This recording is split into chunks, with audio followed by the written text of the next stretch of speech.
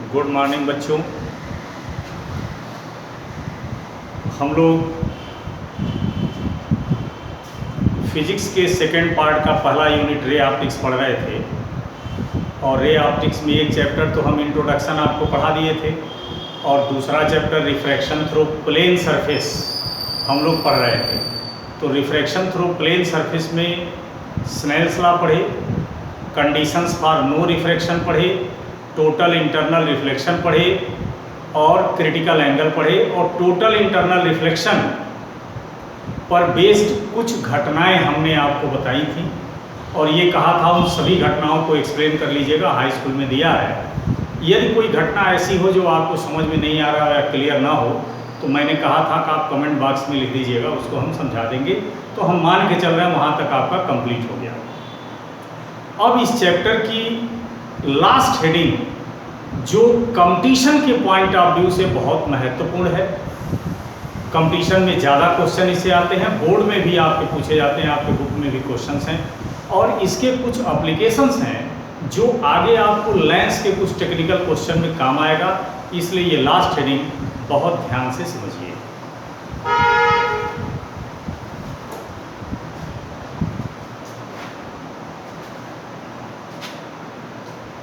अपीयरेंट depth,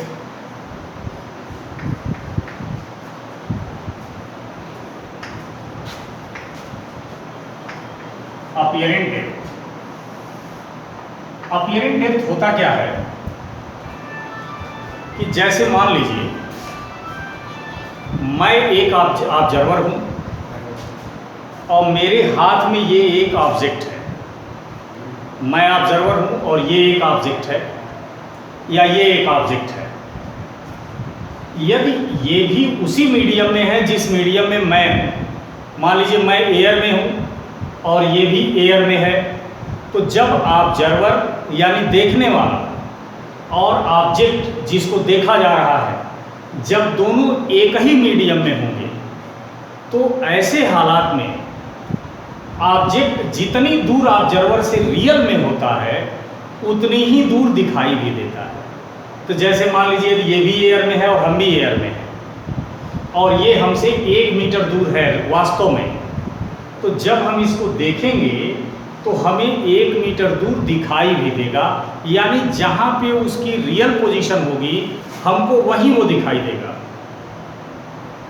लेकिन यदि मान लीजिए ऑब्जेक्ट दूसरे मीडियम में है और ऑब्जर्वर दूसरे मीडियम में है, सपोज कर लीजिए कि ऑब्जेक्ट वाटर में रखा है और ऑब्जर्वर यानी हम देखने वाले एयर में है, तो जब ऑब्जेक्ट और ऑब्जर्वर दोनों अलग अलग मीडियम में होंगे तो ऐसे हालत में ऑब्जर्वर से ऑब्जेक्ट जितना दूर रियल में होगा उतना दूर नहीं दिखाई देगा।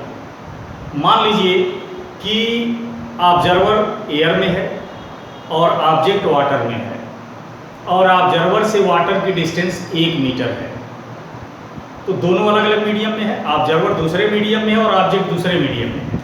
तो जब ऐसे हालत में ऑब्जर्वर ऑब्जेक्ट को देखेगा तो चूंकि ऑब्जर्वर एक्चुअली तो ऑब्जेक्ट ऑब्जर्वर से एक्चुअली 1 मीटर दूर है लेकिन दोनों अलग अलग मीडियम में है, तो ऐसे कंडीशन में जब ऑब्जर्वर ऑब्जेक्ट को देखेगा तो जितना डिस्टेंस पर रियली है उतना नहीं दिखेगा, या तो उससे पास दिखेगा या उससे दूर दिखेगा। तो जब भी ऐसे हालात बने कि ऑब्जेक्ट और ऑब्जर्वर दोनों अलग अलग मीडियम में हों तो ऐसी स्थिति में ऑब्जेक्ट का जो रियल पोजीशन है, जितनी दूर रियल में है उतनी दूर नहीं दिखता है, उससे या तो ज़्यादा दूर दिखेगा या उससे कम दूर दिखेगा। तो ऑब्जेक्ट जहाँ है वास्तव में वो ऑब्जेक्ट की रियल पोजीशन कहलाती है, लेकिन जब आप इसको देखोगे दूसरे मीडियम से तो जहाँ वो दिखेगा वही अपीयरेंट पोजीशन कहलाती है, अपीयरेंट डिस्टेंस कहलाती है या अपीयरेंट डेप्थ कहलाती है। ठीक है, तो इसी को अपीयरेंट डेप्थ कहते हैं। इसका थोड़ा सा इंट्रोडक्शन आप हाई स्कूल में पढ़े भी हो, तो इसमें आपको 3 कंडीशन पढ़ना है। Condition 1, condition 1, if object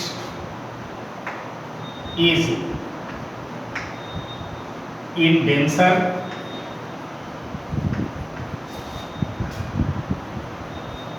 and observer is in rarer।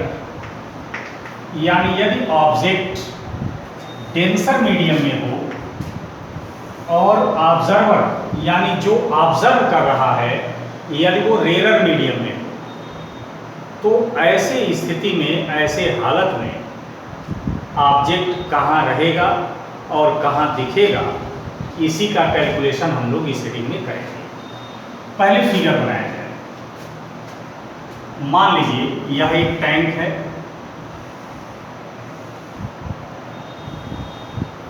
और इसमें पानी भरा है, वाटर, ये वाटर है जिसका रिफ्रैक्टिव इंडेक्स न्यू है, या इधर लिख देते हैं इसको। ये वाटर है, इसका रिफ्रैक्टिव इंडेक्स न्यू है। एक ऑब्जेक्ट इस कंटेनर के बॉटम पे ओ पॉइंट पे रखा हुआ है और इस वाटर का जो अपर सरफेस है उससे ऑब्जेक्ट की डिस्टेंस, ये जो डिस्टेंस है, डेप्थ है, इसी को हम एक्चुअल डेप्थ कहते हैं और इसे हम y मान ले रहे हैं। हमने आपको बताया था कि यदि ऑब्जेक्ट और ऑब्जर्वर दोनों अलग अलग मीडियम में होंगे तो ऑब्जेक्ट रियल में जहां होगा, वास्तव में जहां होगा, वो एक्चुअल पोजीशन है, वो एक्चुअल डिस्टेंस है, एक्चुअल डेप्थ है। तो ऑब्जेक्ट रियल में यहाँ है तो सरफेस से इसकी डिस्टेंस एक्चुअल डिस्टेंस कही जाएगी और इसको DAC या y से हम डिनोट कर रहे हैं। अब मान लीजिए ऑब्जेक्ट को आप बाहर से देख रहे हैं, बाहर की तरफ एयर है आपका और ऑब्जेक्ट वाटर में रखा हुआ है।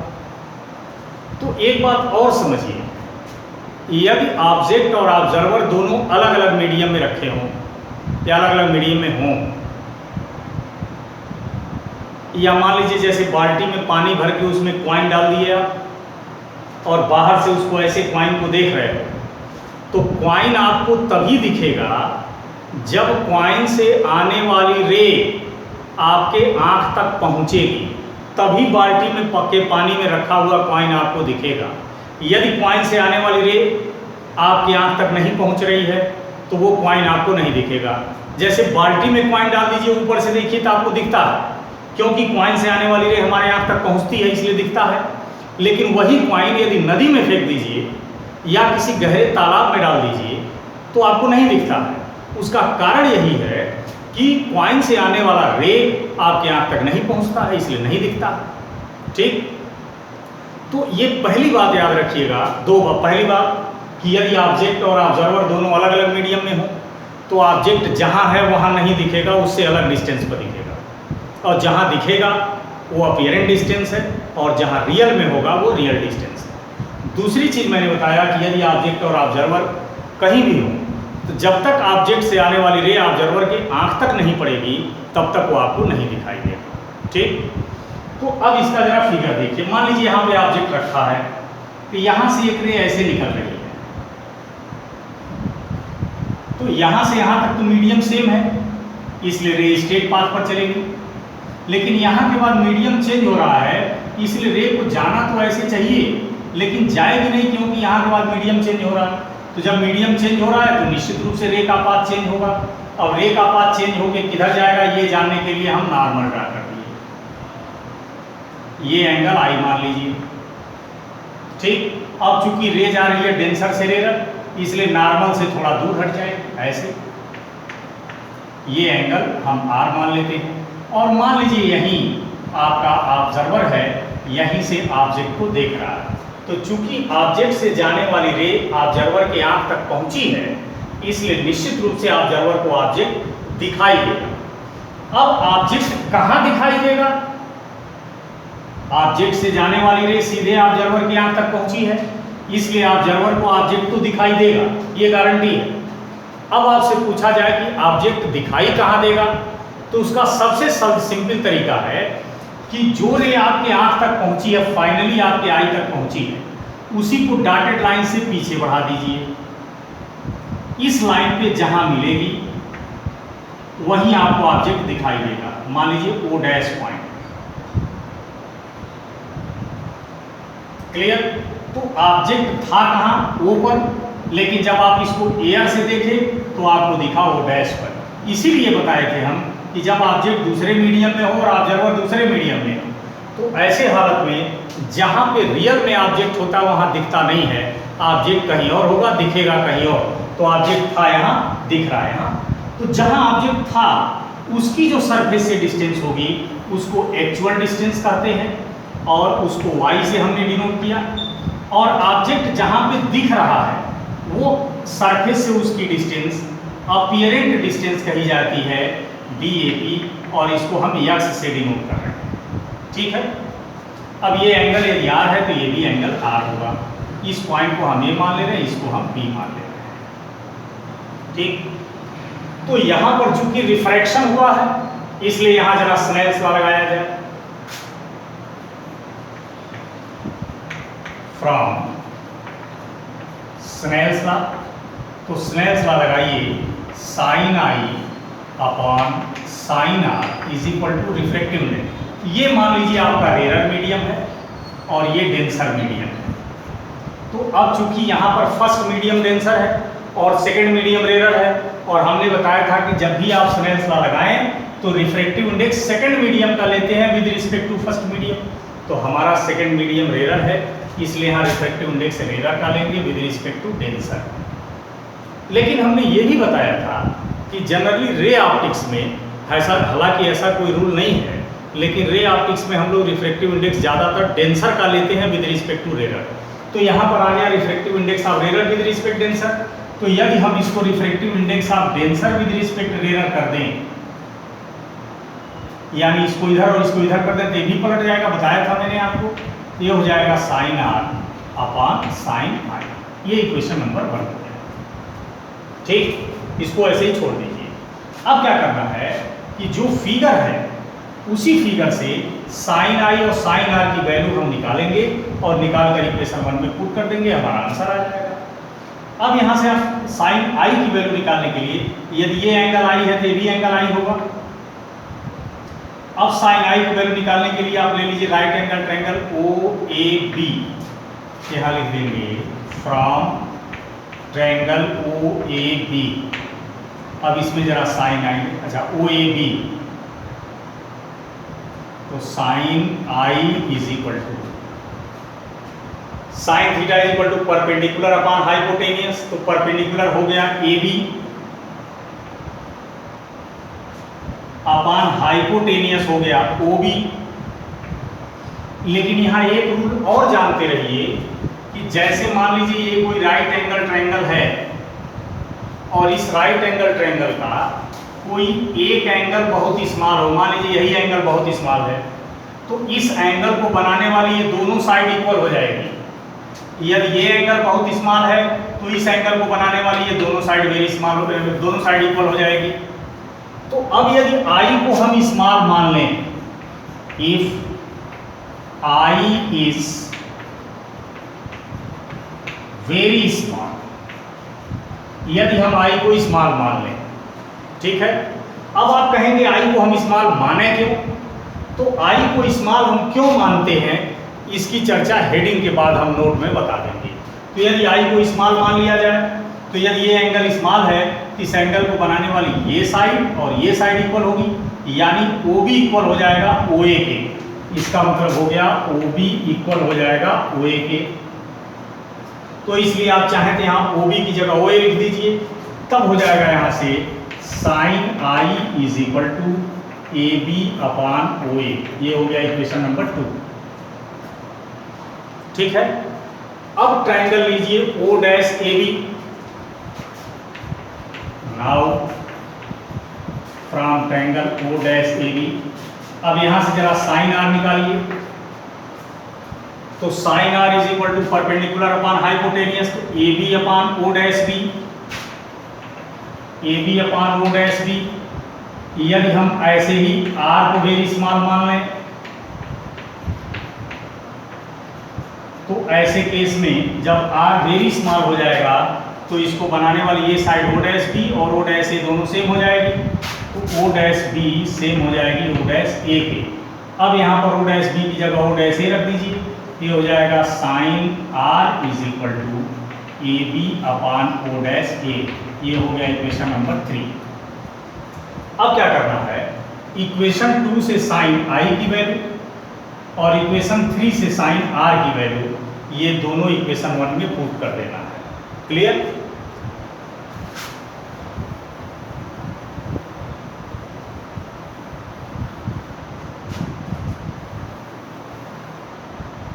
अब हम लिख देंगे putting the value of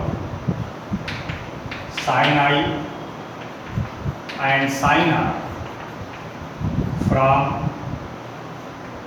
equation 2 and 3 in equation 1 we have। अब इक्वेशन 2 और 3 से साइन आई और साइन आर की वैल्यू इक्वेशन 1 में पुट कर दो। तो इक्वेशन 1 में ऊपर साइन आर है तो साइन आर की वैल्यू है A B upon O dash ए और नीचे साइन आई है, इसकी वैल्यू है A B upon O A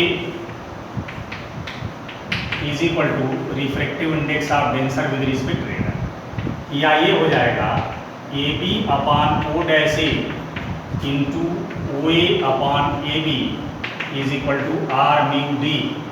A B से भी कैंसिल हो गया, R mu D is equal to O A upon O dash A.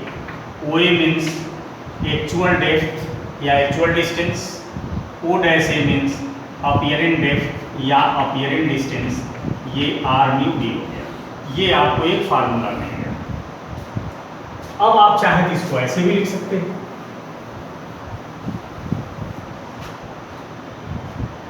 Are mu D is equal to D, R mu D is equal to D A C upon D A P है, तो इसलिए D A P is equal to apparent depth, D A P is equal to D actual upon R mu D.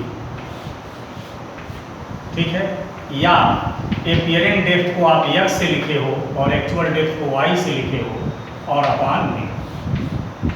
तो इस तरह से यदि object denser में हो और ऑब्जर्वर रेयरर में हो तो ऐसे कंडीशन में हमने बताया कि ऑब्जेक्ट जहाँ है वहाँ नहीं दिखेगा, तो जहाँ पे ऑब्जेक्ट रियल में होगा वो एक्चुअल डिस्टेंस कहलाएगी और जहाँ ऑब्जेक्ट आपको दिखाई देगा वो अपीयरेंट डिस्टेंस कहलाएगी।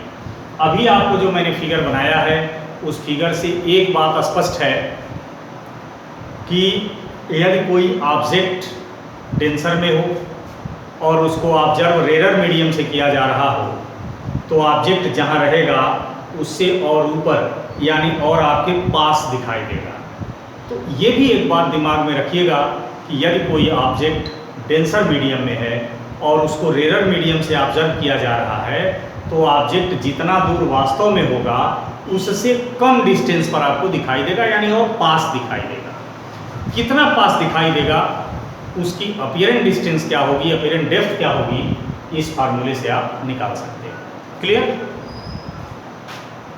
अब ये कंडीशन 1 था, केस 1 था।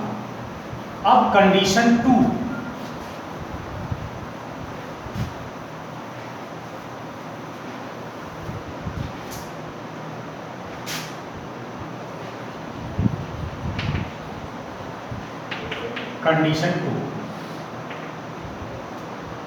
कंडीशन 2 में इसी का रिवर्स कर दीजिए।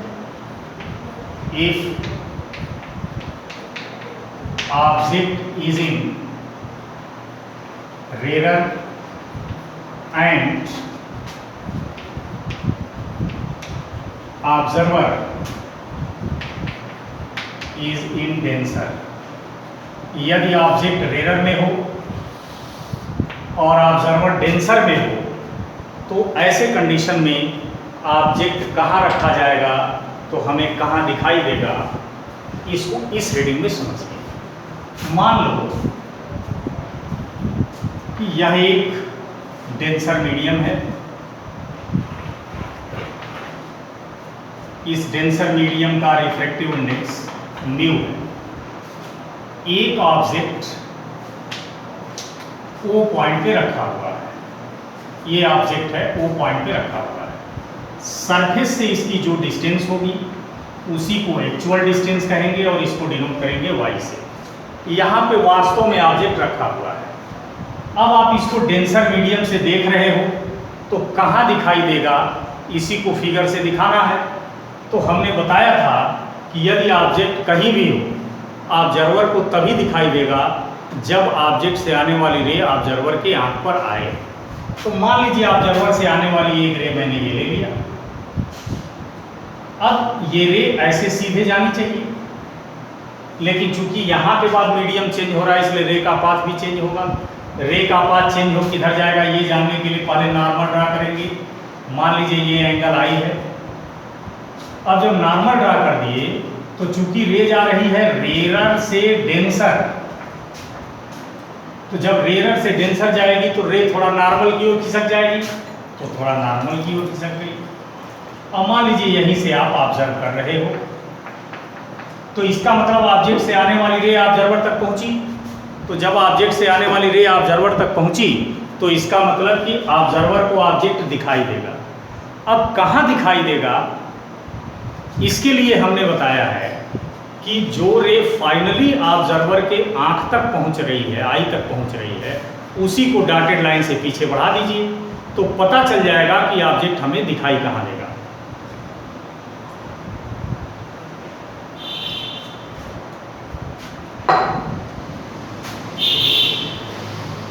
अब इसको डॉटेड जो आंख पर फाइनली रे पहुंची है, इसको डॉटेड लाइन से आगे बढ़ा दीजिए यहाँ।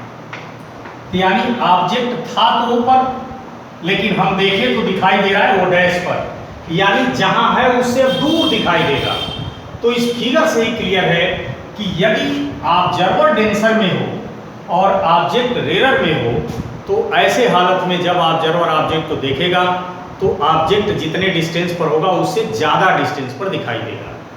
तो जहां है ऑब्जेक्ट सरफेस से उसकी डिस्टेंस एक्चुअल डिस्टेंस कहलाएगी, और जहां दिखाई दे रहा है सरफेस से उसकी डिस्टेंस अपीयरेंट डिस्टेंस कहलाएगी। इसे हम x से डिनोट करेंगे। अब इसमें फार्मूला डिराइव करने की कोई ज़रूरत नहीं है। ये i है तो भी i होगा, ये r है तो भी r होगा। आप चाहे डिराइव करना तो जैसे हमने पिछला बताया है सेम वही चीज़ है, कोई अंतर नहीं है। तो अब इसका आप फार्मूला डिराइव करना चाहेंगे तो apparent depth is equal to actual depth into mu, या mu is equal to apparent depth upon actual depth. यानी पहले वाले का जस्ट रिवर्स, उल्टा आएगा तो apparent depth x upon y। तो डेरिवेशन की कोई ज़रूरत तो यहाँ पड़ेगी नहीं, लेकिन यदि आप चाहेंगे डिराइव करना तो यहाँ स्नेल्स लॉ लगा लीजिएगा। अब फिर बाद में इस ट्रायंगल से और इस ट्रायंगल से साइन आई और साइन आर निकाल लीजिएगा और निकाल कर उसी में पुट दीजिए। तो मतलब जो पिछला हमने सॉल्व किया था वही है, कोई अंतर नहीं है। उसी मेथड से सॉल्व होगा, उसी का रिवर्स आंसर आ जाएगा। तो इस तरह से यदि आपका ऑब्जेक्ट रेरर में हो और ऑब्जर्वर डेंसर में हो तो ऑब्जेक्ट कहीं और है और दिखेगा कहीं और। तो कहाँ पे ऑब्जेक्ट है, कहाँ पे दिखाई देगा, कितने डिस्टेंस पर ऑब्जेक्ट है, कितने डिस्टेंस पर दिखाई देगा, इसका कैलकुलेशन इन फार्मूला से कर सकते हो। और यहाँ एक चीज़ और आपने देखी कि यदि ऑब्जर्वर डेंसर में हो और ऑब्जेक्ट रेरर में हो तो ऐसे हालत में ऑब्जेक्ट जहाँ रहता है उससे ज़्यादा दूर दिखेगा, यानी 1 मीटर रहेगा तो और दूर दिखाई देगा, ठीक है ना। और पिछले वाले में जस्ट इसका रिवर्स था। केस 3,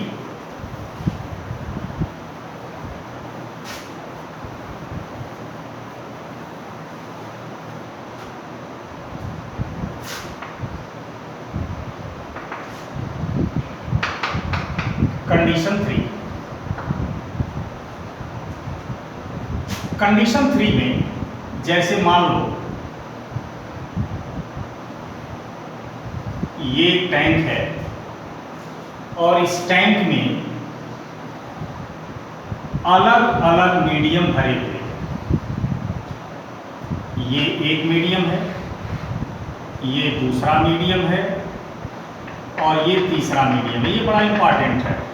तो जैसे यहाँ फिगर में हमने 3 मीडियम दिखाया है, लेकिन आपके बुक में हो सकता है 2 ही मीडियम हो सकता है कहीं 4 मीडियम हो। जैसे कभी कभी क्वेश्चन पूछ देता है कि एक टैंक में आधा ऑयल भरा है और आधा वाटर भरा है, इसका मतलब 2 मीडियम भरा है, हाफ में ऑयल हो गया और हाफ में वाटर हो गया। तो जैसे यहाँ 3 मीडियम दिखाए हैं तो क्वेश्चन 2 मीडियम का हो, तो 2, 3, 4 किसी मीडियम का आ सकता है। तो मान लीजिए 3 अलग अलग मीडियम हैं। इस मीडियम की मोटाई यानी थिकनेस D1 है, इसकी थिकनेस D2 है और इसकी थिकनेस D3 है। इसका रिफ्रैक्टिव इंडेक्स μ1, इसका μ2, इसका μ3। अब मान लीजिए एक ऑब्जेक्ट यहाँ पे रखा हुआ है ऊपर, डेंसर। ये चूंकि ऑब्जेक्ट रखा है डेंसर में और मान लीजिए आप ऑब्जर्व कर रहे हो रेडर से, तो मैंने पहले कंडीशन में बताया है कि जब भी आपका ऑब्जेक्ट डेंसर में होगा और ऑब्जर्वर रेडर में होगा तो ऑब्जेक्ट ऑब्जर्वर के ओर पास दिखाई देगा। तो ऑब्जेक्ट यहाँ है तो मान लीजिए यहाँ दिखाई देगा O डैश पर, तो ये ऑब्जेक्ट की एक्चुअल डिस्टेंस हो गई और ये ऑब्जेक्ट की अपीयरेंट डिस्टेंस हो गई। तो एक्चुअल डिस्टेंस माने ये डिस्टेंस और ये डिस्टेंस माने D1 plus D2 plus D3। तो यहाँ पर एक्चुअल डिस्टेंस या एक्चुअल डेप्थ हो जाएगी D1 plus D2 plus D3 and apparent depth DAP। तो जो हमने पहला कंडीशन बताया है कि यदि ऑब्जेक्ट डेंसर में हो और ऑब्जर्वर रेडर में हो, तो ऐसे कंडीशन में अपीयरेंट डेप्थ का फार्मूला हमने बताया है एक्चुअल डेप्थ अपॉन म्यू बताया है। तो यहाँ भी ऑब्जेक्ट डेंसर में और ऑब्जर्वर रेडर में है तो अपीयरेंट डेप्थ निकालने के लिए यही फार्मूला लगेगा, एक्चुअल डेप्थ अपॉन म्यू। लेकिन यहाँ 3 मीडियम है इसलिए तीनों का अलग अलग निकाल के जोड़ देंगे। तो पहले मीडियम का एक्चुअल डेप्थ D1 है और रिफ्रैक्टिव इंडेक्स μ1, तो एक्चुअल डेप्थ D1 और रिफ्रैक्टिव इंडेक्स μ1, तो हो जाएगा D1 अपॉन μ1 प्लस दूसरे का D2 अपॉन μ2 और तीसरे का D3 अपॉन μ3, ऐसे ही चलता चला जाएगा। तो ज़्यादातर यही पूछता है कि अपीयरेंट डेप्थ बताइए, तो आप इस फार्मूले से बता सकते हो। 2 मीडियम हो तो यहीं तक लिखिए, 3 मीडियम हो तो यहाँ तक लिखिए। क्लियर? या द इफेक्टिव रिफ्रैक्टिव इंडेक्स यदि तीनों को मिलाकर हम एक मीडियम मान लें, जैसे यहाँ पर 3 मीडियम दिया गया है, यदि तीनों को मिलाकर हम एक मीडियम मान लें तो उस मीडियम का रिफ्रैक्टिव इंडेक्स यदि म्यू होगा तो म्यू की वैल्यू होगी D actual upon D apparent, और ये D एक्चुअल और D अपीयरेंट की वैल्यू रख दीजिए।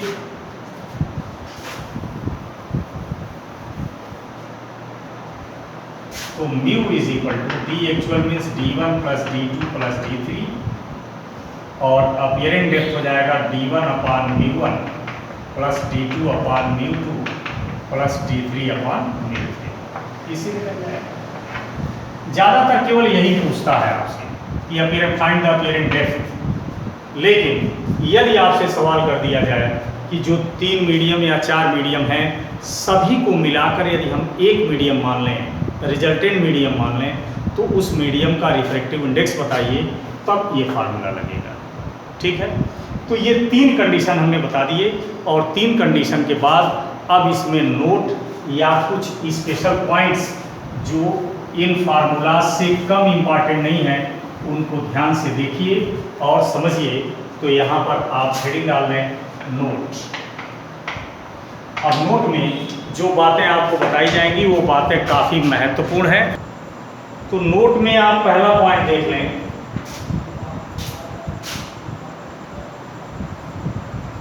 जैसे जो अभी आपको फार्मूला बताया हूं, ध्यान दीजिए।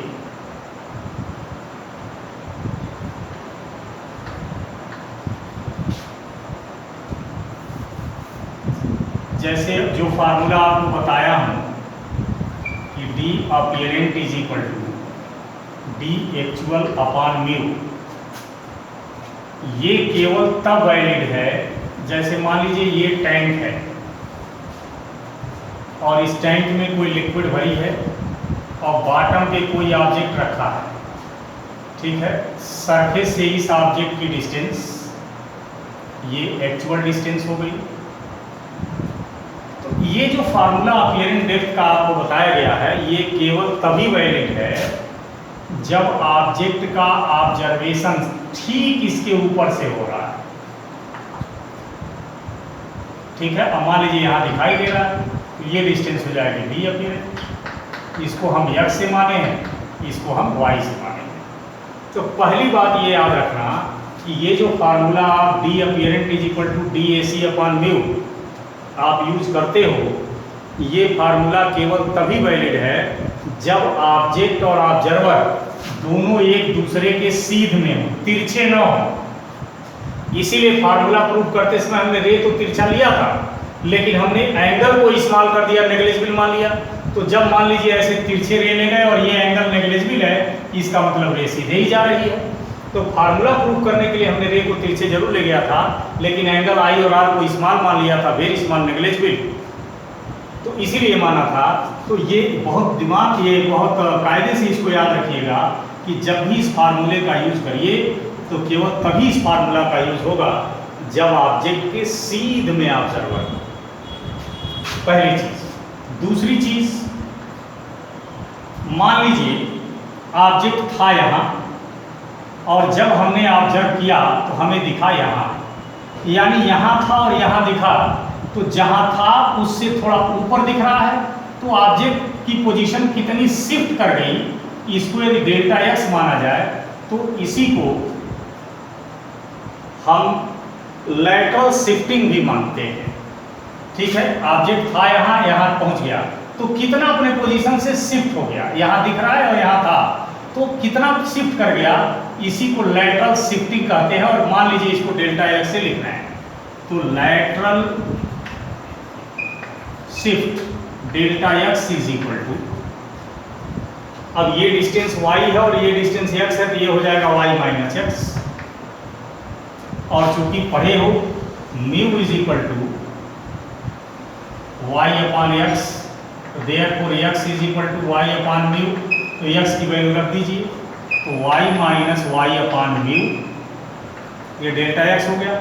या इसको लिख सकते हो delta x is equal to 1 minus 1 upon mu into Y.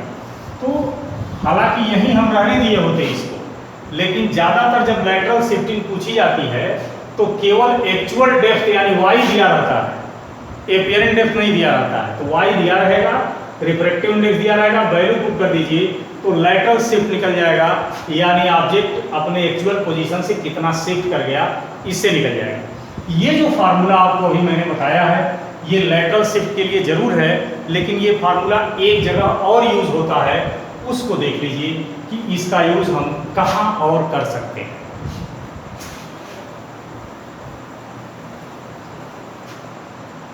Point number 3, मान लीजिए ये कोई रे ऐसे आ रही है, तो यदि रे के रास्ते में कोई रुकावट न डाली जाए तो रे सीधे यहां पर आ जाएगी ओ पॉइंट पर। कोई लाइट रे ऐसे आ रही है और इसके रास्ते में यदि कोई रुकावट न डाली जाए तो ये सीधे यहां पहुंच जाएगी। लेकिन यदि मान लीजिए रे के रास्ते में हमने टी मोटाई का एक ग्लास स्लैब रख दिया जिसका रिफ्रैक्टिव इंडेक्स म्यू है। अब जब टी मोटाई का एक ग्लास स्लैब रख दोगे तब देखिए क्या होता है, जैसे ये रे ऐसे आ रही है ऐसे जाना चाहिए, लेकिन यहाँ के बाद मीडियम चेंज हो रहा है, तो यहाँ के बाद जब मीडियम चेंज हो रहा है तो रे का पाथ भी चेंज होगा। तो रे का पाथ चेंज हो किधर जाएगा ये जानने के लिए नॉर्मल ड्रा किए। अब चूंकि रे आ रही है रेयर से डेंसर, इसलिए थोड़ा नॉर्मल की ओर झुक जाएगी ऐसे। अब यहाँ से इस रे को ऐसे जाना चाहिए, लेकिन चूंकि यहाँ के बाद फिर मीडियम चेंज हो रहा है इसलिए फिर रे का पाथ चेंज होगा और फिर नॉर्मल ड्रा करेंगे।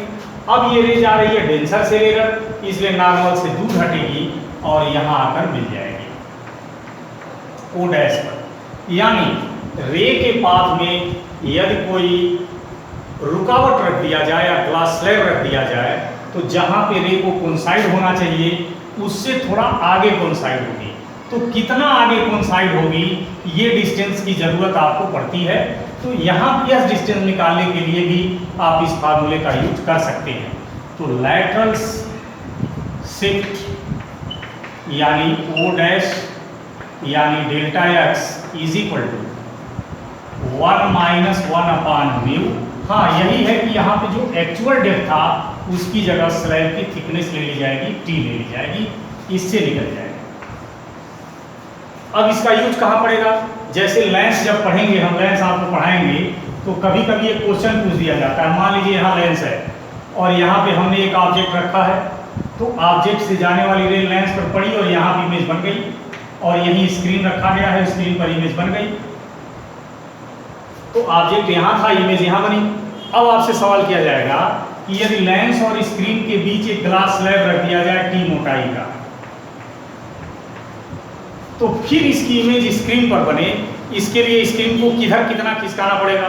तो आपने देखा कि यदि लाइट के रास्ते में कोई स्लैब रखा जाए तो रे को जहाँ मिलना चाहिए उससे दूर मिलती है। तो उसी तरह से यदि यहाँ ग्लास स्लैब रख दिया गया तो जो रे यहाँ आ रही है और दूर हटेगी, यानी स्क्रीन को और आगे खिसकाना पड़ेगा, ठीक है, और लेंस से दूर खिसकाना पड़ेगा। और कितना दूर खिसकाना पड़ेगा ये इसी फार्मूले से निकल जाएगा। तो इस फार्मूले का बढ़िया यूज लेंस थियरी में मिलता है। तो जब लेंस पढ़ाएंगे तो इस तरह के क्वेश्चन कराएंगे, तो यहाँ पर भी आप याद रखिएगा कि इस तरह के क्वेश्चन में यह फार्मूला यूज होता है, ठीक है। तो इस तरह आपका ये लैटरल डिस्प्लेसमेंट, लैटरल शिफ्ट भी आपको बता दिया गया और अपीयरेंट डेप्थ, अपीयरेंट डिस्टेंस, अपीयरेंट पोजीशन हमने बता दिया अलग अलग कंडीशन में। अब ये चैप्टर आपका कंप्लीट हो गया। अगले पार्ट में हम प्रिज्म थियरी स्टार्ट करेंगे, ठीक है ना। Thank you.